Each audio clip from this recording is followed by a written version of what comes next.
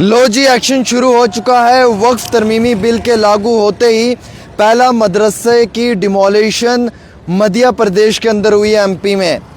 और मैं दोस्तों आपको ये बताना चाहूँगा कि बीजेपी के एक लोकल लीडर ने कंप्लेंट की थी कि ये मदरसा जो है ये इलीगल गैर कानूनी तरीके से ऑपरेट किया जा रहा है, और सरकार ने और वहाँ के एडमिनिस्ट्रेशन ने मिलकर उस मदरसे को डिमोलिश कर दिया है। वक्फ कानून के आते ही, वक्फ कानून के लागू होते ही पहला मदरसा जो है वो एमपी के अंदर डिमोलिश किया गया है। हालांकि ये 30 साल पुराना मदरसा है और ज़राए से दी हुई जानकारी के मुताबिक इस मदरसे में काफ़ी बच्चे ज़ैर तालीम थे, लेकिन जो हालिया ही साल 2025 में हिंदुस्तान के पार्लियामेंट में वक्फ अमेंडमेंट एक्ट जो लागू हुआ है उसको मद्देनज़र रखते हुए इस मदरसे के ऊपर बुलडोज़र चलाया और इसे डिमोलिश किया। इसके स्ट्रक्चर को जो है वो नस्ते नाबूद कर दिया गया है। और जो ये मदरसा था ये गवर्नमेंट लैंड पे बना हुआ था, वहाँ के ऑफिशियल्स के मुताबिक ये बताया जा रहा है, लेकिन 30 साल ये पुराना था। और लोकल जो वहाँ के हैं और सोशल वर्कर जो वहाँ के हैं उन्होंने काफ़ी ऑब्जेक्शंस भी इस पर खड़े किए कि किस तरीके से आपने जो है वो इस मदरसे पे कार्रवाई की, जबकि 30-32 साल पुराना ये मदरसा था। और कानूनी तौर पे अगर देखा जाए तो इनके पास इस मदरसे को लेकर जो है वो एक लंबे अरसे का कब्ज़ा भी था। हालांकि लोकल ग्राम पंचायत ने भी उन्हें इजाज़त दी हुई थी कि आप वहाँ पे उस मदरसे को ऑपरेट करें, लेकिन म्युनिसिपल कॉरपोरेशन के अंदर अब ये मदरसा आना शुरू हो चुका था और बताया जा रहा था कि इसकी कंस्ट्रक्शन इलीगल है, जिसको मद्देनज़र रखते हुए इस मैटर में जो है वो वक्फ अमेंडमेंट एक्ट को लागू किया गया और प्रॉपर तरीके से फाइनल नोटिस भेजने के बाद जो है वो इस मदरसे की डिमोलिशन की गई। हालांकि मैं आपको बताना चाहूँगा कि जो मुस्लिम कम्युनिटी के लोग हैं उन्होंने कहा कि ये बड़ा गलत हुआ है। ये वक्फ अमेंडमेंट एक्ट इसीलिए आया है कि इसको मिसयूज़ किया जाए और मुसलमानों के मदरसों को जो है वो गिराने में इसका पूरा फ़ायदा लिया जाए। तो देखिए जी, एक्शन शुरू हो चुका है। जिस बात का हमें डर था वो बात शुरू हो चुकी है। एमपी के अंदर पहला एक्शन हुआ है और वक्फ एक्ट के लागू होते ही पहला मदरसे की डिमोलिशन शुरू हो चुकी है। अब बार बार मैं आपको कहता था ना कि आपकी ज़मीनें, आपकी मकान, आपकी जवाजियत को मद्देनज़र रखकर जो है वो कार्रवाई होगी। ये लोग आपसे आपकी कब्रिस्तानों के दस्तावेज़ मांगेंगे, ये लोग आपसे आपकी कब्रों के कागज़ भी मांगेंगे। वो दिन भी दूर नहीं है जिस दिन आपसे वो मांगे जाएंगे और आपके पास आप अपने कब्रों के अंदर जो आपके मुर्दे दफनाए हुए हैं जिस कब्रिस्तान में, उस कब्रिस्तान का आप कहाँ से लाकर दस्तावेज़ देंगे? पुरानी इबादत गाहों के, पुरानी मस्जिदों का आप कहाँ से ला के डॉक्यूमेंट्स देंगे? ये बड़े अफसोस की बात है। ये जो वक्फ तरमीमी बिल लागू हुआ और जम्मू कश्मीर की असम्बली में एक एमएलए को पोस्टर बॉय बना दिया है। वो पोस्टर बॉय कभी यहाँ नाच रहा है, कभी वहाँ नाच रहा है, कभी यहाँ छलांगे मार रहा है, कभी वहाँ छलांगे मार रहा है और सब उसके पीछे। तभी तो मैं रो रहा था पिछले 3 दिनों से कि वक्फ तरमीमी बिल, वक्फ तरमीमी बिल, वक्फ तरमीमी बिल, लेकिन आपको समझ नहीं आई। आज आपको समझ आएगी, मेरी एक एक बात आपको समझ आएगी। मैं रहूं या ना रहूं, आपको मेरी हर बातें समझ आएंगी, लेकिन उस वक्त आपके पास वक्त नहीं होगा। याद रखना, ये बात आप लोग अपने ज़हन में याद रखना। मैंने आपको कहा कि 3 दिन हमारे ज़ाया हुआ हैं और एक बंदे ने जो है वो नौटंकी कर कर कभी यहाँ कूद रहा है, कभी वहाँ कूद रहा है। असेंबली नहीं लगी, 3 दिन जो है वो ज़ाया हुए, जिसकी वजह से वक्फ तरमीमी बिल के ऊपर डिस्कशन होना था और सीएम साहब छुपे रहे, वो सामने नहीं आए। जो सीएम साहब हैं वो इन 3 दिनों में सामने नहीं आए।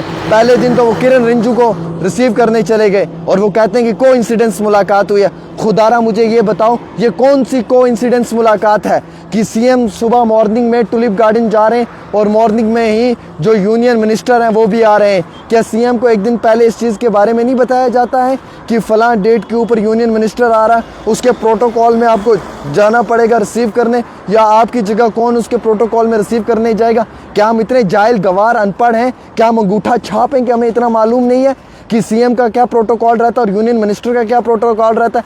जब यूनियन मिनिस्टर आता है तो उसके लिए सीएम का क्या प्रोटोकॉल रहता है? क्या हमें इस चीज़ का इल्म नहीं है? ये कह रहे हैं कि कोइंसिडेंस सुबह के टाइम एक मुलाकात होगी जी, अचानक से, जहाँ पे फारूक साहब भी आए और उमर साहब भी, हमने मुलाकात की। पहले दिन वहाँ पे बिजी रहे उमर अब्दुल्ला, दूसरे दिन कहाँ पे उमर अब्दुल्ला बिजी थे, तीसरे दिन उमर अब्दुल्ला कहाँ पे बिजी थे? आपने नहीं ना पास किया जम्मू कश्मीर की कानून साज असम्बली से रेजोल्यूशन, तमिलनाडु ने पास कर दिया, तमिलनाडु ने पास किया, आपने नहीं पास किया।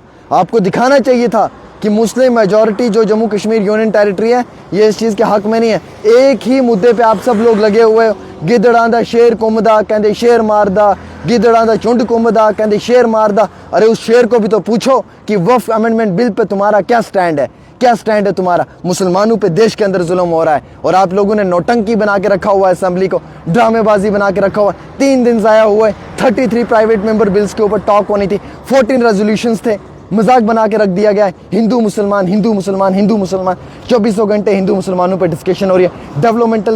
डेवलपमेंट की कोई बात ही नहीं है, शायरियाँ सुनाई जा रही हैं।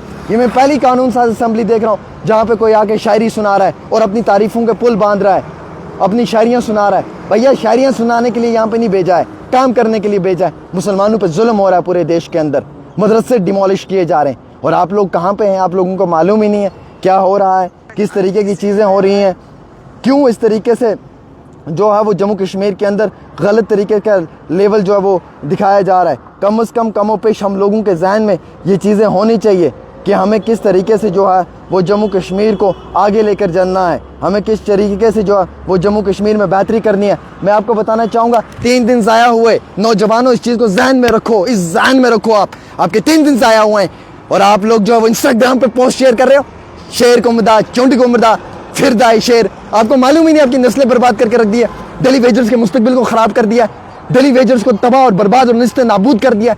अब सितंबर के महीने में मैं पूछूंगा डेली वेजर्स को, आज मैं पूछता हूँ ना डेली वेजर्स को, आओ भैया और बताओ मुझे अब आपका कौन सा असेंबली में बिल पास होगा, कहाँ हैं वो डेली वेजर्स, कहाँ सोए हुए हैं, कौन सा आपका बिल पास होगा, अब कहाँ रहे आप लोग।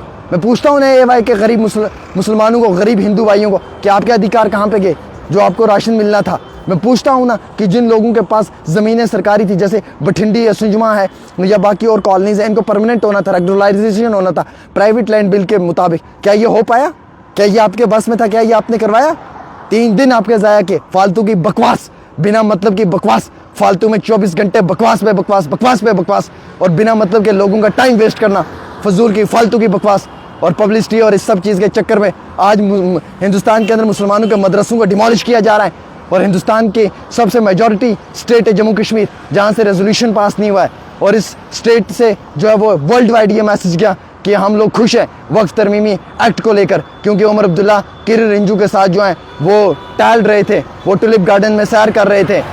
एक बंदे को पोस्टर बॉय बना के रख दिया उसने, जो है वो गलत तरीके से चला रहा है और आप लोगों को समझ ही नहीं आ रही है। 3 दिन आपके ज़ाया हुए, कहाँ से आपको नुकसान हुआ है, आप लोगों को इस चीज़ का इल्म ही नहीं है, आप लोगों को इस चीज़ की मालूमात ही नहीं है, आपके पास कोई इन्फॉर्मेशन ही नहीं है और खामोशी इख्तियार करके आप बैठे हुए हो। किन चीज़ों पे हो? आपका इतना वक्त ज़ाया हुआ है, कहाँ जा रहे हो, किस दुनिया में आप सो रहे हो, किस दुनिया में आप खो रहे हो, आपको मालूम नहीं है कि आप लोगों के साथ क्या हुआ है। वक्फ एक्ट ये जो इम्पोर्टेंट एक्ट था, ये हम लोगों के लिए बहुत इम्पोर्टेंस रखता था और क्या हुआ, नेशनल कॉन्फ्रेंस के जो सीएम है वो खामोश रहे, वो छुप कर रहे। 3 दिन उमर अब्दुल्ला सामने नहीं आया।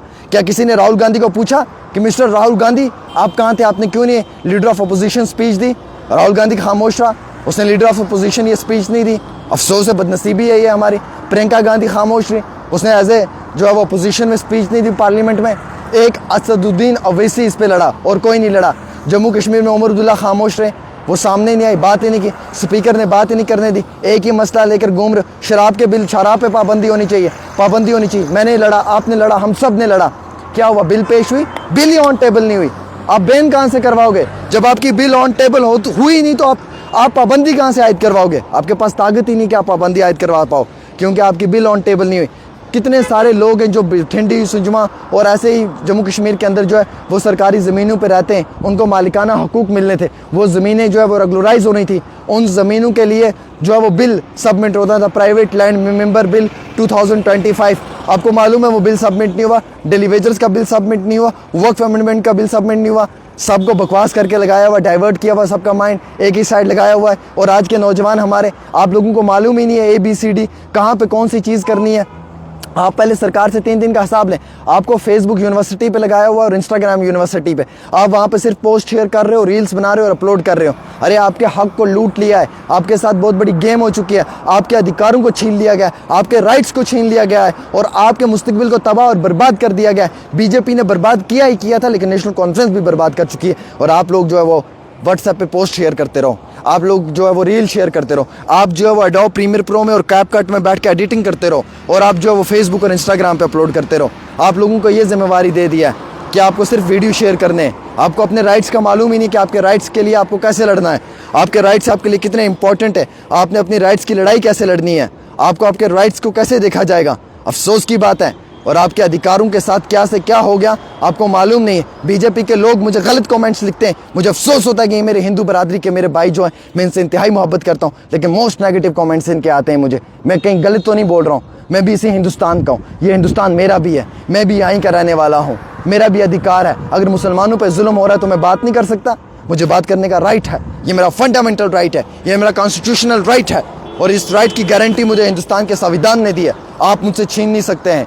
आप गलत कमेंट ज़रूर करें मेरे खिलाफ, मैं आपसे नहीं डरूंगा, लेकिन मैं अपने राइट्स पे लड़ूंगा। जो हो रहा है वो गलत हो रहा है, और जब से हो रहा है तब से गलत हो रहा है।